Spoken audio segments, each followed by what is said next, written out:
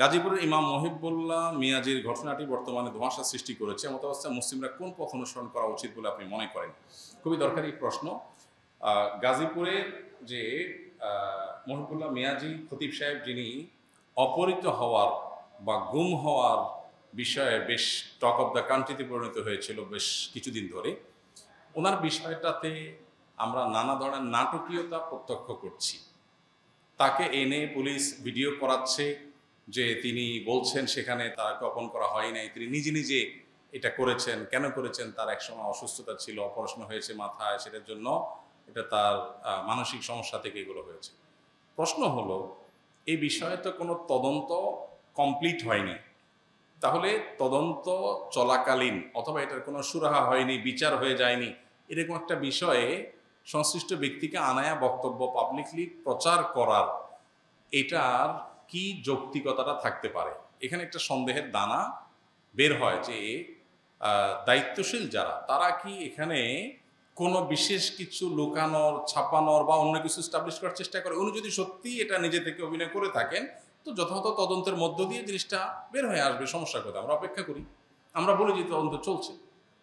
সেটা না করে মাঝপথে হঠাৎ এরকম করার কারণটা কি? দ্বিতীয়ত হলো, অনেক আলেমোলামা আছে যারা ইতিপূর্বে বিভিন্ন সময় পুলিশের কাস্টডিতে অথবা জেলে থাকাকালীন সময়ে তাদের উপর এমন কিছু প্রয়োগ করা হয়েছে যেটা তাদের স্বাভাবিকত্বকে নষ্ট করেছে, স্বাভাবিক চিন্তা চেতনা থেকে তাদেরকে সরিয়েছে, তাদেরকে মিথ্যা বলতে বাধ্য করা হয়েছে। এরকম ঘটনা বাংলাদেশে কি ঘটে যে আমরা কি কেউ না জানি? তো হঠাৎ রাতারাতি বা মুহূর্তের মধ্যে আমাদের প্রশাসন বা পুলিশ একেবারে ফেরেশতা হয়ে আমল পরিবর্তন হয়ে গেছে, এমন কিছু তো না। তো এটাকে খোলা চোখে একেবারে যা বলা হচ্ছে বা জায়গা দেখানো হচ্ছে এটাকে বিশ্বাস করার পুরোপুরি কোনো কারণ নাই।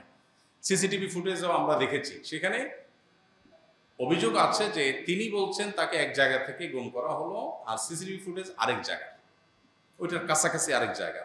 তাহলে তো রিয়েল জিনিস উঠে আসতে পারে না। এই জন্য আমার মনে হয় এই বিষয়ে যে ধোঁয়াশা তৈরি হয়েছে, আমরা কেউই তদন্তনাধীন বিষয় দায়িত্বশীল মন্তব্যের বাইরে না গিয়ে এটাকে বোধহয় থার্ড কোনো কর্তৃপক্ষকে দিয়ে যথাযথ তদন্ত করানো উচিত। প্রয়োজনে ওলামা একরামের মধ্যে যারা নির্ভরযোগ্য, সেরকম দায়িত্বশীল জায়গা থেকে ওলামাদের উদ্যোগে একটা তদন্ত হতে পারে, যে ওলামারা নিজস্ব উদ্যোগে একটা তদন্ত করবে, এটা হতে পারে। আবার প্রশাসন চাইলেও এখানে আপনার তৃতীয় কোনো গ্রহণযোগ্য মানুষজনকে ইনভলভ করে একটা তদন্ত করতে পারে। কারণ পুরো জিনিসটা ক্লিয়ার হওয়া উচিত, বিষয়টা বেশি স্পর্শকাতর, এবং এখানে কোথাকার পানি কোথায় গড়ানো হচ্ছে, কি ইন্টেনশন, কি টার্গেট, সেটা বোঝা বেশ কঠিন।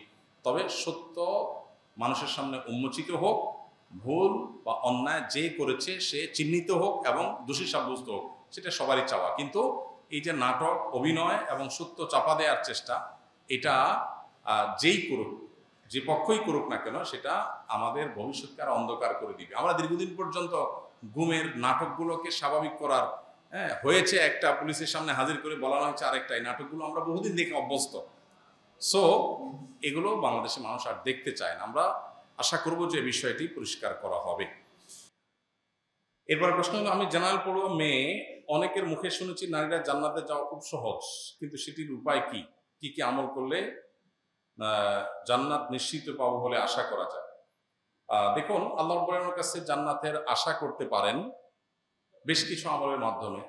কমন কথা এক্ষেত্রে কোরআন এবং সুন্নাহর অনুসরণ, আল্লাহ এবং তার রাসূল যা যা করতে বলেছেন এগুলো করলে জান্নাতের আশা করতে পারি। কিন্তু মেয়েদের জন্য, নারীদের জন্য, মহিলাদের জন্য জান্নাতে যাওয়ার পথটা তুলনামূলক পুরুষদের চাইতে সহজ। কেন সহজ? পুরুষ হালাল হারাম উপার্জন করতে গিয়ে হালাল হারাম মেনটেন করা লাগে, নারীর সেই দায়িত্বটা নাই।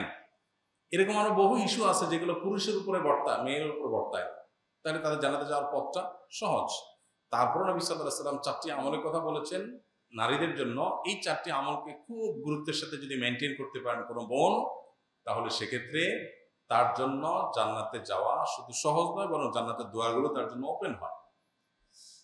সে 4টি আমল কি? নবী সাল্লাল্লাহু আলাইহি ওয়াসাল্লাম বলেছেন, ইদা সাল্লাতিল মারআতু খামসাহা, মুসলিম নারী যদি 5 ওয়াক্ত নামাজ ঠিকঠাক পড়ে, সুন্দর করে পড়ে, ওয়াসামাত শাহরাহা, রমজান রোজা ঠিকঠাক মতো পড়ে রাখে, ও আতাআত যাওজাহা, স্বামীর আনুগত্য করে, স্বামীর বৈধ নির্দেশগুলোকে মানে এবং এই যে নানা প্রপাগান্ডার কারণে ব্যক্তি স্বাধীনতার নামে আমি আমার যা খুশি তা করবো এইসব নানা নামে স্বামীর আনুগত্যের বাইরে বের হওয়ার যে একটা মিছিল এখন আছে, অনেক নামাজি কালামী মেয়েরাও এই মিছিলে সামিল হয়েছেন, বুঝে না বুঝে এই মিছিলে তিনি সামিল হন না, বরং আল্লাহর নির্দেশ পালনার্থে পারিবারিক শৃঙ্খলা রক্ষার স্বার্থে স্বামী যদি অন্যায় কিছু না বলে তাহলে তার কথা মানে এবং আনুগত্য করে দুয়ারের যে কোনোটিতে প্রবেশ করার সুযোগ ওপেন হয়। এই জন্য একজন বোন এই বিষয়গুলোকে খুব গুরুত্বের সাথে আমল করা উচিত এবং জান্নাতে যাওয়ার প্রতিযোগিতা তার এগিয়ে যাওয়া উচিত। আস-সুন্নাহ ফাউন্ডেশন, উম্মার স্বার্থে সুন্নাহর সাথে।